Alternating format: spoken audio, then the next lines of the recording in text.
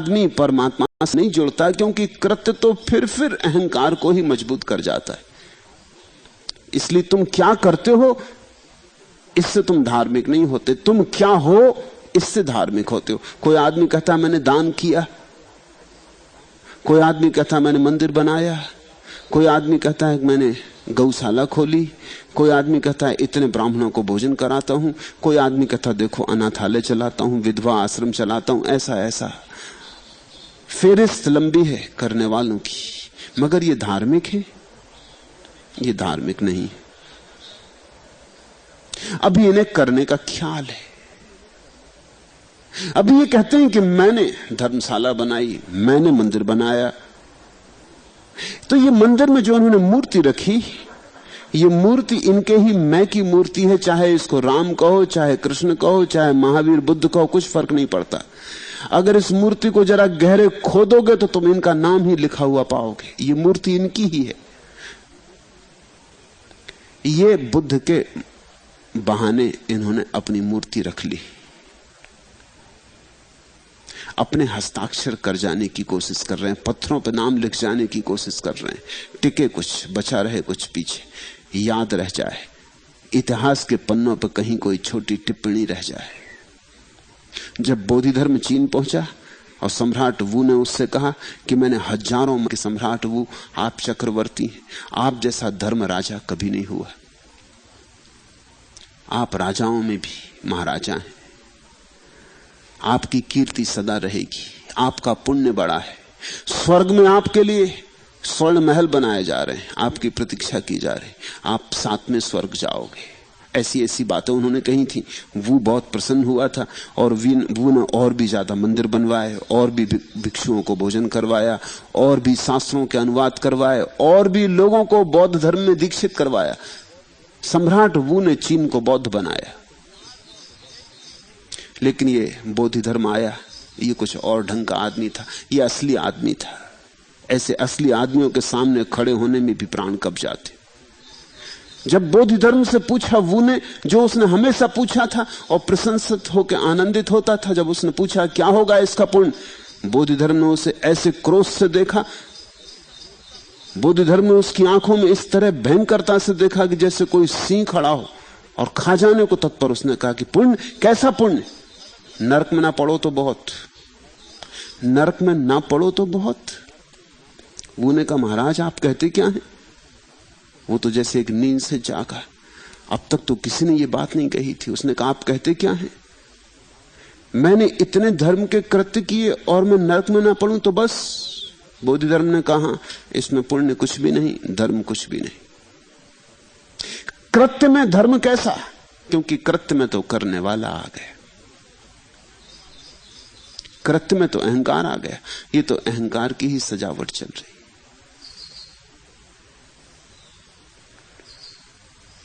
वो थोड़ा नाराज हुआ। उसने प्रश्न बदल दिया, उसने विषय बदला, क्योंकि और लोग भी खड़े थे और यह आदमी कुछ अजीब सा मालूम पड़ता है। सम्राटों से इस तरह नहीं बोला जाता, मगर उसे पता नहीं कि बोधि धर्म जिस चित्त की दशा में है वो बुद्ध की दशा है। वो ठीक वही है जहां बुद्ध है। वो कुछ औपचारिक बातें नहीं बोलेंगे। सम्राट वू ने विषय बदला ताकि बात जरा फजीयत की ना हो जाए। उसने कहा फिर धर्म की पवित्रता के संबंध में कुछ कहें। बोधि धर्म हंसा। उसने कहा कि धर्म और पवित्रता का क्या संबंध? धर्म यानी शून्यता, पवित्रता, पवित्रता का क्या संबंध धर्म से? पवित्रता फिर वही अहंकार। पवित्रता अपवित्रता, पाप पुण्य, नाम ही बदलते हो, बात वही करते हो। नीति अनीति, अच्छा बुरा। धर्म का अच्छे बुरे से कोई संबंध नहीं।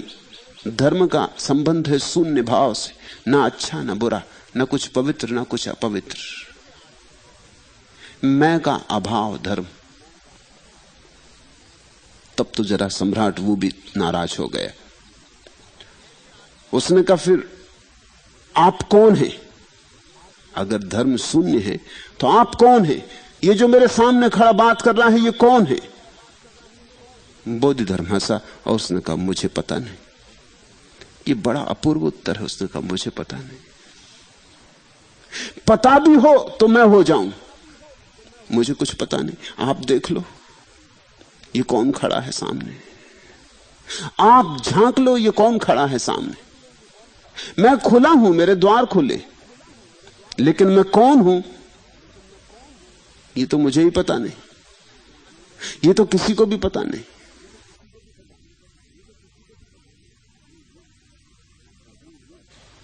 वो ये पूछ रहा था, नाराजगी में पूछ रहा था कि आप कौन है महाशय जो इस तरह के कठोर उत्तर दिए चले जा रहे हैं, आप हैं कौन? अब बोधिधर्म कहता है मुझे पता नहीं। मैं कौन हूं तुम देख लो, मेरे द्वार खुले। काश वो में हिम्मत होती उन द्वारों में झांकने की तो वो पाता महाशून्य, और उस महाशून्य में पाता ज्योतिर्मय परमात्मा को। लेकिन वो न देख सका, वो लौट पड़ा। उसने कहा यह आदमी अशिष्ट है और इसे राज दरबारों के नियमों का कोई पता नहीं। चूक गया अवसर। धर्म का संबंध कृत्य से नहीं है, शून्य से है, परम शून्य के भाव से। इसलिए करने से कोई धार्मिक नहीं होता। तुम क्या करते हो इससे धार्मिक नहीं होते, तुम क्या हो। तुम अगर शून्य हो तो धार्मिक हो। यही बात है इस वचन में, निर्बल के बलराम। निर्बल से अर्थ है शून्य हो जाओ तो पूर्ण उतरेगा। जहां शून्य है वहां पूर्ण उतरता ही है। शून्य यानी तुम और पूर्ण यानी परमात्मा। दूसरा प्रश्न। प्रश्नकर्ता दुकानदार है, उसे भली भांति पता है कि सुंदर वस्तु की कीमत भी बड़ी होती। दिक्कत यह है कि वह एक कंजूस मारवाड़ी भी किताबी है। दुकानदार का अर्थ होता है कि 2 पैसे में चीज खरीदो और 4 में बेच दो तो कुछ बचत हो जाए। दुकानदार का अर्थ होता है कम दो और ज्यादा लो तो कुछ बचत हो जाए। सभी लोग यही कर रहे हैं और अच्छा है कि तुमने स्वीकार किया, क्योंकि जिसने स्वीकार किया वो पार जा सकता है। ये बात भी समझ में आ जाए कि मेरा चित्त दुकानदार का है, हिसाबी किताबी है, गणित में लगा रहता है, हमेशा गिनती करता रहता है कि कुछ ज्यादा ना चला जाए, ज्यादा आए सदा, जाए कम आए ज्यादा। ये तो सभी की दशा है। जिस दिन इससे उल्टी दशा होती है उस दिन भक्त पैदा होता है। भक्त का अर्थ होता है जाए ज्यादा, दूं ज्यादा, बटे ज्यादा, लूं उतना ही जितना मुझे जरूरी है और दे दूं सब जो मेरे पास है। मेरा काम 2 रोटी से चल जाए तो 2 रोटी ले लूं और दे दूं सब, पूरा खजाना लुटा दूं। वो जो मेरे अंतरतम में उठे हैं स्वर, वो सब बांट दूं, सारा प्रेम उंडेल दूं। प्रेमी उल्टा दुकानदार है। बांटने में, देने में उसका रस है। दुकानदार कभी भी प्रेमी बन सकता है, जरा सी दिशा बदलने की बात है। अभी ज्यादा लेते थे, कम देते थे, जरा सी ही बदलने की बात है। कम लेने लगे, ज्यादा देने लगे, प्रेमी हो गए, भक्त हो गए। ऐसे ही तो पलटू निर्गुण बनिया परम सिद्ध को उपलब्ध हुआ। जरा सी दुकान के ही सूत्र को बदल लेने की बात है। मैं तुम्हें दुकान छोड़ के भागने को नहीं कहता, मैं तुम्हें सिर्फ इतना ही कहता हूं कि जहां तुम्हारे भीतर गणित बैठा है वहां प्रेम बैठ जाए। पूछा तुमने, प्रश्नकर्ता दुकानदार है, उसे भली भांति पता है कि सुंदर वस्तु की कीमत बड़ी भी होती। ठीक ही पता है, उचित ही पता है। कि जितनी सुंदर वस्तु होगी उतनी कीमत होगी, और जो परमात्मा को खोजने चला है उसे तो अपने को पूरा का पूरा कीमत में ही दे देना होगा, इससे कम में काम ना चलेगा। तुम चाहो कि धन देने से परमात्मा मिल जाए तो नहीं हो, ऐसा है कि मिलता ही तब जब तुम अपने को दे देते हो। वहीं दुकानदार का मन अड़चन में पड़ता है, वहीं उसका गणित हारने लगता है, वहीं कुछ उल्टा गणित शुरू होता है। अपने को ही दे दो तभी परमात्मा मिलता है। ऐसे ही जैसे बूंद सागर में गिरती है तो अपने को गंवा देती, लेकिन गंवा के ही सागर हो जाती, और बीज जमीन में टूटता है तो अपने को गंवा देता है, और अपने को गंवा के ही वृक्ष हो जाता है, और फिर वृक्ष में करोड़ों बीज लगेंगे, और एक एक बीज करोड़ करोड़ बीज को पैदा करता जाता है। वनस्पति शास्त्री कहते एक बीज से पूरी जमीन हरी हो सकती, एक जमीन क्या सारी जमीन हरी हो सकती, क्योंकि एक बीज फूटता है तो करोड़ बीज, फिर एक और करोड़ फूटते हैं तो करोड़ करोड़ फैलता चला जाता है। अनंत विस्तार है। एक छोटे से बीज में ब्रह्म का विस्तार है, लेकिन मिटना पड़ता है बीज को। वहीं अड़चन आएगी, और वहीं तुम्हें अड़चन आती, ऐसा नहीं सभी को आती, इसलिए चिंता मत लेना। दुकानदार हो या नहीं हो, सभी को अड़चन आती, अपने को कैसे मिटाएं। अहंकार कहता अपने को बचा लो और परमात्मा को भी पालो। ये नहीं हो सकता, क्योंकि अहंकार ही बाधा है। ये तो ऐसे ही हुआ कि कोई आदमी चाहे कि कमरे में अंधेरा भी बच जाए और रोशनी भी जला लो। रोशनी जली तो अंधेरा जाएगा, अंधेरा बचाना है तो फिर रोशनी नहीं जलेगी। ये दोनों बात साथ साथ ना हो सकेंगी। असंभव को करने की कोशिश मत करना। और मेरी ऐसी प्रतीति है कि दुकानदार इस बात को समझ सकता है। दुकानदार के पास काफी समझ होती।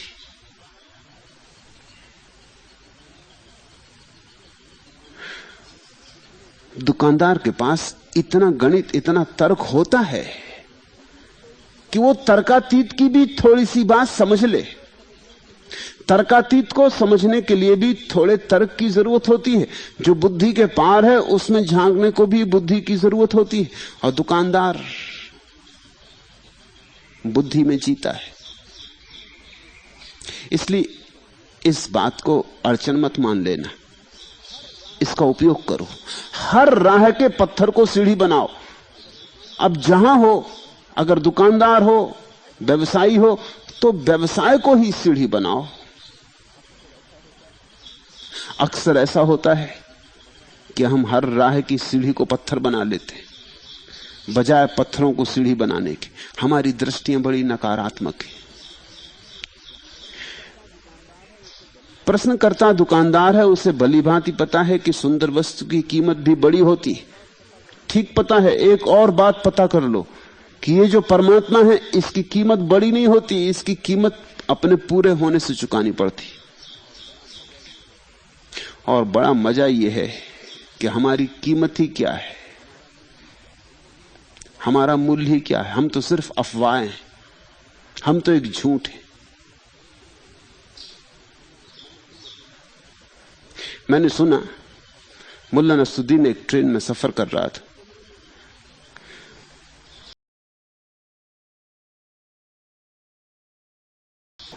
मारवाड़ी होना पर्याप्त है, मगर कौन मारवाड़ी नहीं। जहां लोभ है वहां मारवाड़। देखा ना, कल हम सुनते थे कि जहां सील वहां अबध, और जहां स्नेह वहां जनकपुरी। ऐसा ही समझो, जहां लोभ वहां मारवाड़। लोभी तो सभी है, तो सभी मारवाड़ी। जब तक लोभ है तब तक मारवाड़ के बाहर जाओगे कैसे? जो भी महत्वाकांक्षी है मारवाड़ी, जो भी लोलुप है मारवाड़ी। ये तो प्रतीक है। और जो भी लोभी है कंजूस होगा ही। कंजूस का क्या अर्थ होता है? कंजूस का अर्थ होता है लोभी का अर्थ होता है जो नहीं है वो मिले। लोलुप का अर्थ होता है जो मेरे हाथ में नहीं हाथ में आ जाए। कंजूस का अर्थ होता है जो हाथ में आ गया वो निकल ना जाए, और तो कुछ मतलब नहीं होता। तो ये तो बिल्कुल संगति है दोनों की, एक ही तर्क का फैलाव है। जो मेरे पास नहीं है वो मुझे मिल जाए, ये लोभ। फिर जब मिल गया तो कहीं मिला हुआ हाथ से न निकल जाए, क्योंकि और लोग भी तो झपटने को तैयार खड़े हैं, तुम अकेले ही तो नहीं हो। यहां बड़े प्रतिस्पर्धी, सारी पृथ्वी मारवाड़ियों से भरी है। कहां भागोगे, कहां बच के जाओगे? और दूसरे भी झपट रहे हैं, जैसा तुमने किसी से झपट लिया है, दूसरे तुमसे झपटने को तत्पर बैठे। जैसे तुम्हारे हाथ में आया कि झंझट शुरू होती। रामकृष्ण मंदिर के बाहर दक्षिणेश्वर में उन्होंने एक चील को उड़ते देखा। वो एक चूहे को लेकर उड़ रही थी और उसके पीछे कई गिद्ध लगे थे और चीलें लगी थी और झपट्टे मार रही थी उस पर। और रामकृष्ण बैठे डरते रहे और उनके शिष्य भी बैठे थे। शिष्य भी देखने लगे। रामकृष्ण को ऐसा दत्त चित्त देख के उनको लगा कि जरूर कुछ महत्वपूर्ण बात होगी, वहां कुछ खास मामला भी नहीं। वो चील एक चूहे को लेकर उड़ रही और गिद्ध उस पर हमले मार रहे हैं और चीलें भी झपट्टे मार रही। फिर उस चील ने वो चूहा छोड़ दिया। चूहे के छोड़ते ही सब गिद्ध और सब चीलें जो उस पर हमला कर रहे थे उसे छोड़ के चले गए। वो चूहे के पीछे चले गए। उनसे, इस चील से उन्हें क्या लेना देना था? वो चील एक वृक्ष पर बैठ गई। रामकृष्ण ने अपने शिष्यों से कहा, देखा, जब तक तुम किसी चूहे को पकड़े हो तब तक गिद्ध तुम पे हमला करेंगे। अब देखो वो किस मजे से बैठी। गिरह हमारा शून्य में अनहद में विश्राम। अब वहां कोई नहीं है, सन्नाटा हो गया। अब कोई चील हमला नहीं करती, कोई गिद्ध हमला नहीं करता।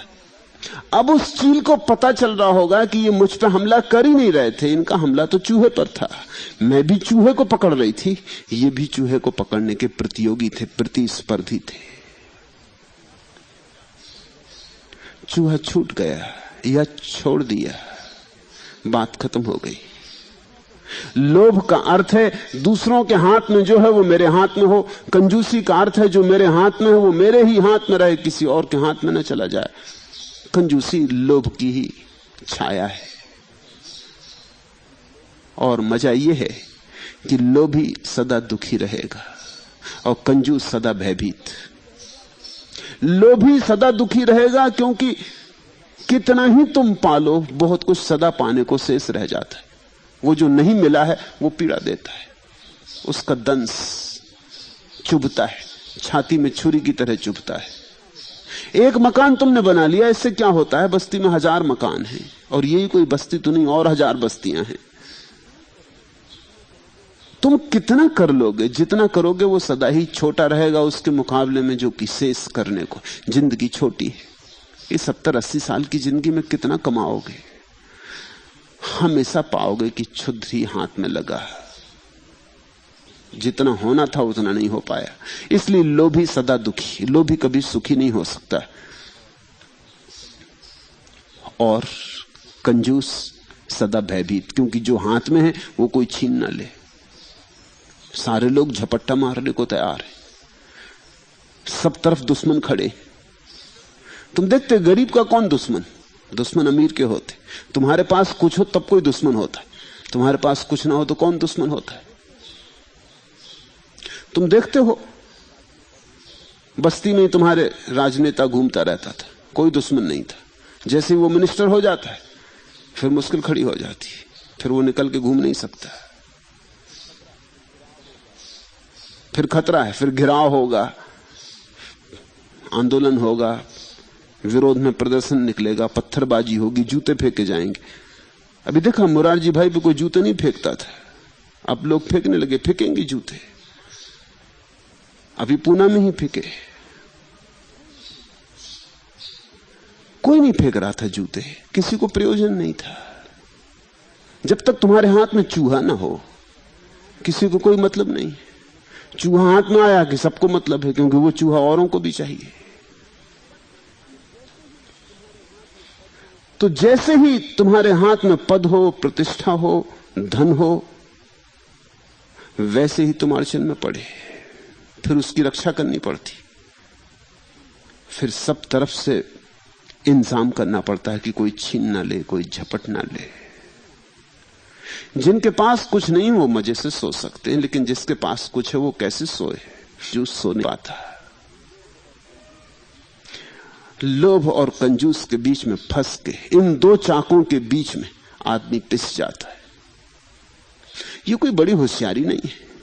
अगर तुम सच में होशियार हो तो पलटू की सुनो, समझो, जागो, मारवाड़ के बाहर निकलो। ये भय का नरक किसी सार का नहीं है। इस भय और लोभ के बीच क्या मिला है, क्या मिलेगा? फिर तुम पूछते हो, यह जानते हुए भी कि संसार और मोक्ष एक साथ नहीं सधते, उसका रस दोनों में।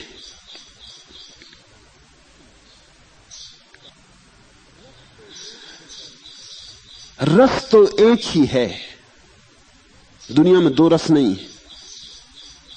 रसो वैसा, वह परमात्मा रस रूप है। संसार में भी तुम उसे ही खोज रहे हो। संसार उसी को खोजने की गलत दिशा है। जैसे नदी तो पश्चिम में है और तुम पूरब जा रहे हो, नदी की तलाश में जा रहे हो, नदी की तलाश। तुम्हारी तलाश में कोई भूल चूक नहीं, तुम्हारी दिशा जरूर गलत है, आकांक्षा तुम्हारी बिल्कुल दुरुस्त है, मगर नदी तुम्हें मिलेगी नहीं, क्योंकि नदी वहां है नहीं। तब तुमसे धन है। आदमी कुछ और खोजते नहीं, आदमी परमात्मा को ही खोजता है, और कुछ खोज ही नहीं सकता, और कुछ खोजने योग्य है ही नहीं। वही तड़फ है। नाम कुछ भी रखो, दिशा कोई भी पकड़ो, लेकिन हम सब परमानंद को खोज रहे हैं, सच्चिदानंद को खोज रहे हैं। भगवान कहो, ईश्वर कहो, ब्रह्म कहो, ना देना हो ना मोक्ष निर्वाण कहो, कुछ भी ना देना हो तो आनंद ही कहो। चलो, आनंद शब्द ठीक है, मगर हर आदमी आनंद ही खोज रहा है। फिर दो तरह के लोग हैं, एक जो गलत दिशा में खोज रहे हैं और कभी ना पाएंगे, खोज खोज के थकेंगे, टूटेंगे, मरेंगे, सड़ेंगे और कभी ना पाएंगे, और कुछ लोग जो ठीक दिशा में खोज रहे हैं। नहीं मिल रहा है सूरज तो और तेजी से दौड़ रहा है, सोचता है शायद तेजी से दौड़ने से मिलेगा। यह हमारा तर्क होता है। जब कोई चीज नहीं मिलती तो हम तेजी से दौड़ते, स्पीड बढ़ाते, गति बढ़ाते, खूब तेजी से दौड़ता जा रहा है, पंख लगा लिए हैं, उड़ रहा है, मगर सूरज की तरफ पीठ है, सूरज नहीं मिलेगा। और जिस दिन उसको यह समझ में आ जाएगा, उस दिन लौटते ही मुड़ के खड़ा होगा और सूरज सामने, मुड़ते ही सूरज सामने। यही पलटू शब्द का अर्थ है, लौट पड़ना। गुरु ने उनको इसलिए पलटू दास कहा। वणिक थे, संसार में रहेंगे, दुकानदार थे, लेकिन दुकानदार होना उनकी आत्मा में प्रविष्ट नहीं हो गया था। आत्मा अभी भी जुआरी की थी, हिम्मतवर की थी, छत्री की थी, योद्धा की थी। सुनी बात, समझी बात, लौट पड़े, एक क्षण में लौट पड़े। जैन शास्त्रों में उल्लेख है, एक युवक महावीर के वचन सुन के घर लौटा। पुराने दिन की कहानी है, अब तो वैसा होता नहीं। तो उसकी पत्नी उपटन लगी, बात भी करती जाती है। वो कहती है कि महावीर को सुनने गए थे, मेरे भाई भी उन्हें सुनते, मेरे भाई उनमें बड़ा रस लेते, बड़ा सत्संग करते। इतना ही नहीं, उन्होंने ये भी तय कर रखा है कि कभी ना कभी एक दिन वे सन्यास की दीक्षा लेंगे। वो युवक स्नान करते करते हंसने लगा। उसकी पत्नी ने कहा, आप हंसे क्यों? अचानक आप हंसे क्यों? क्या बात आ गई? उसने कहा, मैं हंसा इसलिए कि अगर महावीर की बात जच गई है तो कभी कभी का क्या भाई छत्री नहीं। मैं तो यही सोचता था, तू छत्री घर से आती छतरानी, तेरा भाई छत्री नहीं। वो ऐसे मजाक ही में बात चल रही थी, मगर बिगड़ गई बात। कभी कभी मजाक खिंच जाता लंबा। पत्नी ने कहा, तुम कहते क्या हो? तो तुम क्या समझते हो, तुम छत्री हो? वो उठ खड़ा हुआ, दरवाजा खोल के बाहर निकलने लगा। उसकी पत्नी ने कहा, कहां जाते हो? नग्न कहां जाते हो? उसने कहा, बात खत्म हो गई, छत्री को छेड़ दिया। वो तो बाहर ही निकल गया। उसने कहा, मैं संन्यास्त हो गया, बात खत्म हो गई, नग्न हूं ही, अब ऐसे ही चला जाऊंगा महावीर के पास। महावीर तो नग्न रहते थे। पत्नी चिल्लाने लगी, घर भर के लोग इकट्ठे हो गए, पड़ोस के लोग इकट्ठे हो गए। उन्होंने कहा, मजाक को इतना आगे नहीं खींचते। उसने कहा, बात ही जच गई मुझे कि मैं आखिर मुझे भी तो महावीर की बात जची है। ये पत्नी ने मुझे याद दिला दी, मैं उसका धन्यवादी हूं। जो बात जच गई फिर कर लेनी, फिर दांव पे लगा देना। फिर वो सन्यासी हो गया, वो दिगंबर मुनि हो गया। ये कथा मुझे प्रीतिकर लगती है। हिम्मत, साहस, दुस्साहस जरा सी चिंगारी से प्रदीप्त हो जाता है। मजाक की बात भी कभी गहरी हो जाती है, साहस हो तो, और नहीं तो सदगुरु तुम्हारे सिर पर डंडे मारता रहे और तुम झपकी खाते रहोगे। यह जानते हुए भी कि संसार और मोक्ष एक साथ नहीं सकते, उसका रस दोनों में। दो तो है ही नहीं, इसलिए दो में तो रस हो नहीं सकता, वो भ्रांति छोड़ दो। मेरा सारा शिक्षण यही है कि एक ही है। हम उसको पाने का ठीक ढंग है और उसको खोने का भी एक ठीक ढंग है। परमात्मा को खोने का ठीक ढंग संसार, और परमात्मा को पाने का ठीक ढंग सन्यास। परमात्मा को खोना हो तो उलझे रहो क्षुद्र बातों में, हजार बातों में, दो कौड़ी की बातों में उलझाए रहो अपने मन को, भागे रहो यहां से वहां, इस लोभ में उस लोभ में, इस पद उस आकांक्षा में। अहंकार की मानो परमात्मा से बचना है तो अहंकार सुनिश्चित तरकीब है, कभी नहीं धोखा खाओगे। अगर परमात्मा से बचना है अहंकार की सुनो। और अगर परमात्मा में थोड़ा भी रस है तो समझो कि संसार में रस मिलता कहां है, किसको मिला है, कब मिला है।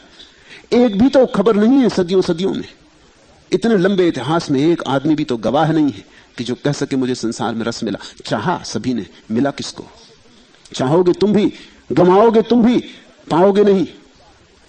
तो अगर सिर्फ चाहने में ही बात हो तो तुम्हारी मर्जी, अगर उत्सुकता पाने में हो तो रस तो एक ही है, परमात्मा का।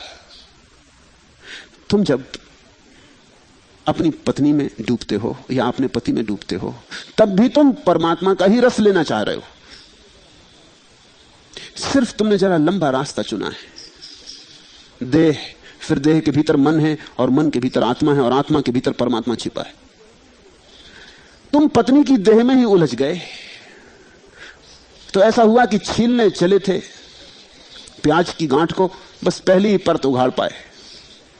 पत्नी के मन तक पहुंचो, दूसरी परत उघड़ेगी, तीसरी परत उघड़ेगी, और पत्नी के भीतर भी तुम्हें परमात्मा के दर्शन होंगे। पत्नी मंदिर बन जाएगी। और जब तक पत्नी मंदिर ना बन जाए और पति मंदिर ना बन जाए तब तक समझना कि प्रेम था ही नहीं, वासना ही थी। तुमने जहां भी खोजना चाहा है वहीं परमात्मा को खोजो। दुकान पर ग्राहक आए तो उसकी आंख में भी झांको और राम को तलाशो, और तुम चकित हो जाओगे। राम का ख्याल आते ही ग्राहक से तुम्हारा संबंध बदल जाता है। अब तुम इसको लूट नहीं लेना चाहते, अब तुम इसकी सिर्फ सेवा कर देना चाहते हो। राम आया दरवाजे पे तो लूटना कैसे चाहोगे, तुम सिर्फ सेवा कर देना चाहते हो। अगर तुम इससे 2 पैसे लाभ, और कोई कारण नहीं है, तुम कल भी आओ तो मौजूद रहो, तो तुमसे 2 पैसे लाभ भी ले रहा हूं। ये 10 रुपए की चीज है, इसमें 2 पैसे ये लाभ है। तुम्हारा ग्राहक से संबंध बदल जाता है। ये ग्राहक अब ग्राहक न रहा, ये राम जी हो गए। ऐसे ही तो कबीर कपड़ा बेचने जाते थे, बेचते रहे आखिरी तक। भक्तों ने बहुत कहा कि अब आप बेचते हैं, अच्छा नहीं लगता, हम इतने आपके सेवक हैं, आपको क्या कमी, आप कपड़ा बुने अब इस वृद्धावस्था में और बाजार बेचने जाएं। हमें बड़ी लज्जा आती। लोग हमसे पूछते हैं कि तुम्हारा गुरु कपड़े, वो जो सदा से मेरा कपड़ा पहनने का रस लेते रहे, उनका क्या होगा। वो मेरी प्रतीक्षा करते। मैं जितने प्रेम से कपड़ा बुनता हूं, कौन उनके लिए बुनेगा। कबीर जब अपने ग्राहक से भी बोलते थे तो उसे राम जी ही कह के उद्बोधित करते थे। कहते थे राम जी संभाल के रखना, ये चदरिया बड़ी मेहनत से बुनी, जीनी जीनी बीनी रे चदरिया, खूब जतन से बीनी रे चदरिया। ये ऐसी चदरिया नहीं है इसमें राम राम जप जप के भरा है, इसमें ध्यान उंडेला है। ये जिंदगी भर तुम्हारे साथ चलेगी, ये तुम्हारे लिए ही बनाई है। मैं धन्यभागी कि तुम ये चादर ले जा रहे हो। राम ने पसंद की, मैं अनुग्रहित। ऐसा कबीर का भाव था। दुकान पर ही बैठे बैठे मंदिर हो सकता है, बाजार में ही हिमालय आ सकता है, दृष्टि की बात। मगर एक ख्याल ले लो, रस तो एक ही है। उसी रस को स्मरण करो और उस एक ही रस को सब तरफ खोजो, तब तुम पाओगे कुछ जगह मिलता है, कुछ जगह नहीं मिलता। जहां नहीं मिलता वो अपने आप व्यर्थ होती जाएंगी जगह। मनोवैज्ञानिक चूरे बना दे एक डब्बे में और एक समझो कि 20 कमरे हैं उस डब्बे में, छोटे छोटे कमरे, और सब में चूहा जा सकता है। फिर एक ही कमरे में उसका भोजन रखा है, तो वो पहले सब कमरों में भागता है, इस कमरे में जाता, उस कमरे में जाता। फिर जब एक दफा उसको भोजन मिल जाता है, फिर उसको छोड़ो, उसका ढक्कन खोला कि वो भागा और सीधा उसी कमरे में पहुंच जाता है। फिर तुम उसे धोखा नहीं दे सकते। फिर वो यहां वहां नहीं जाता। एक दो दफे भूल चूक भी करता है,